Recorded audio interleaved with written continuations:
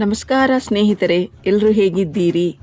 ನಮ್ಮ temple story YouTube ಚಾನಲ್ಗೆ ಸ್ವಾಗತ ಸುಸ್ವಾಗತ.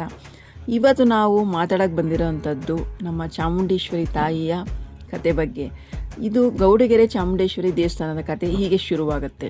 ಕೆಲ ವರ್ಷಗಳ ಹಿಂದೆ 6ನೇ ತರಗತಿಯಲ್ಲಿದ್ದ ಮಲ್ಲೇಶ್ ಎಂದು ಹೆಸರಿನ ಯುವಕರು ತಮ್ಮ ಜಮೀನಿನಲ್ಲಿ ಸ್ನೇಹಿತರೊಂದಿಗೆ ಆಟವಾಡುತ್ತಿರುವಾಗ ಅವರು ಕೆಲವು ಇಟ್ಟಿಗೆಗಳು, ಕೊಂಬೆಗಳು ಮತ್ತು ಎಲೆಗಳನ್ನು ಉಪಯೋಗಿಸಿ ಒಂದು ಚಿಕ್ಕ ದೇವಾಲಯವನ್ನು ನಿರ್ಮಿಸಲು ತೀರ್ಮಾನಿಸಿದರು.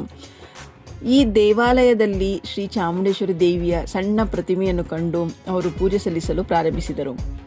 ಮಲ್ಲೇಶ್ ಆ ಪ್ರತಿಮೆ ಕಂಡ ನಂತರ ಅನೇಕ ಅದ್ಭುತ ಮತ್ತು ಪವಾಡಗಳು ಆ ಸ್ಥಳದಲ್ಲಿ ಸಂಭವಿಸಲು ಪ್ರಾರಂಭವಾಯಿತು. ಈ ದೇವಾಲಯವು ಈಗ ಚನ್ನಪಟ್ಟಣ ತಾಲೂಕಿನ ರಾಮನಗರ ಜಿಲ್ಲೆಯ ಗೌಡಗೆರೆ ಗ್ರಾಮದಲ್ಲಿ ಸ್ಥಿತಗೊಂಡು ಅತ್ಯಂತ ಎತ್ತರ, ಸುಮಾರು 68 ಅಡಿ ಎತ್ತರದ ಪಂಚಲೋಹದ 18 ಭುಜಗಳೊಂದಿಗೆ ಶಾಂತ ರೂಪಿಣಿ ಚಾಮುಂಡೇಶ್ವರಿ ದೇವಿಯ ಪ್ರತಿಮೆಯ ಹೆಸರು ಪಡೆದಿದೆ. ಈ ದೇವಾಲಯವು ಭಕ್ತರಿಗೆ ಶಕ್ತಿ, ಆಶೀರ್ವಾದ ಮತ್ತು ಅನೇಕ ಸಂಕಷ್ಟಗಳಿಗೆ ಪರಿಹಾರ ನೀಡುವಂತಹ ಪವಾಡ ಪ್ರಸಿದ್ಧಿಯನ್ನು ಹೊಂದಿದೆ.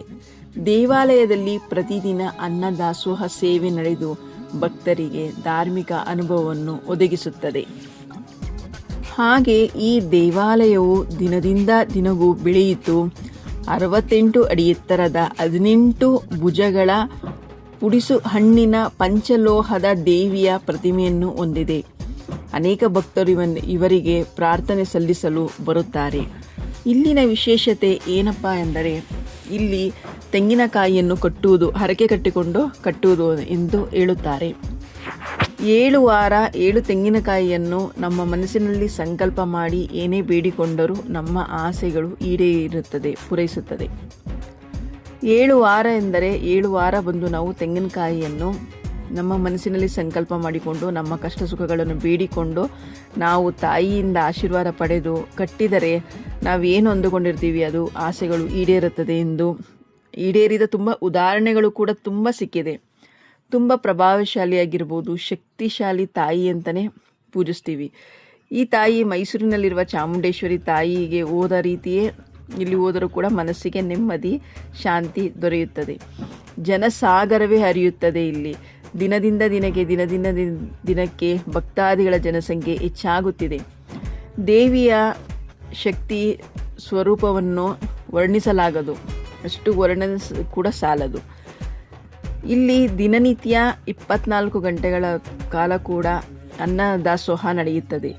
ಎಂದಿಗೂ ಕೂಡ ಒಲೆ ಆರುವುದಿಲ್ಲ ಎಂದು ಹೇಳುತ್ತಾರೆ.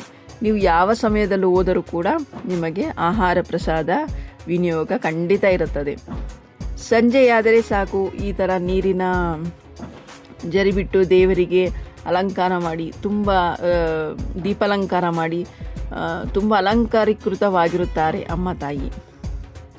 ಸಂಜೆಯಾದರೂ ನೋಡಿ ಜನಸಂಖ್ಯೆ ಸಾಗರದಿಂದ ಕೂಡಿದೆ ಅಂತಲೇ ಹೇಳಬಹುದು. ತುಂಬ ಶಕ್ತಿಶಾಲಿ ತಾಯಿ ಅಂತಲೂ ಕೂಡ ಹೇಳಬಹುದು. ಇಲ್ಲಿ ನೀವು ಹೋಗಿ 7 ವಾರ ಕಾಯಿ ಕಟ್ಟುವ ಒಳಗಡೆ ನೀವು ಏನು ಅಂದುಕೊಂಡಿರ್ತೀರ ಮನಸ್ಸಿನಲ್ಲಿ ಆಸೆಗಳು ಖಂಡಿತ ಈಡೇರುತ್ತದೆ. ನೀವು ಕೂಡ ಒಮ್ಮೆ ಭೇಟಿ ಕೊಟ್ಟಿಲ್ಲ ಅಂದರೆ ಒಮ್ಮೆ ತಾಯಿಯ ಗುಡಿಗೆ ಭೇಟಿ ಕೊಟ್ಟು ತಾಯಿಯ ಆಶೀರ್ವಾದ ಪಡೆಯಿರಿ. ತಾಯಿಯ ಕಥೆಯನ್ನು ಕೇಳಲು ತುಂಬ ಆನಂದವಾಗುತ್ತದೆ, ತುಂಬ ಖುಷಿಯಾಗುತ್ತದೆ. ಆ ತಾಯಿಯ ಮೂರ್ತಿಯನ್ನು ನೋಡುತ್ತಿದ್ದರೆ ಇನ್ನೊಮ್ಮೆ ನೋಡುವ ಇನ್ನಷ್ಟು ಖುಷಿಯಾಗುತ್ತದೆ, ಸಂತೋಷವಾಗುತ್ತದೆ. ಇವತ್ತಿನ ವಿಡಿಯೋ ಇಷ್ಟೇ ಸ್ನೇಹಿತರೆ. ನಿಮಗೇನಾದರೂ ಇಷ್ಟವಾಗಿದ್ದರೆ ಪ್ಲೀಸ್ ಲೈಕು, ಕಮೆಂಟು, ಶೇರು ಕೊಡಿ. ತುಂಬ ಇಷ್ಟ ಆಗಿದ್ದರೆ ಸಬ್ಸ್ಕ್ರೈಬ್ ಮಾಡಿ ಅಂತ ಹೇಳ್ತಾ ಇವತ್ತಿನ ವಿಡಿಯೋ ಎಂಡ್ ಮಾಡ್ತಾ ಇದ್ದೀನಿ. ಬಾಯ್.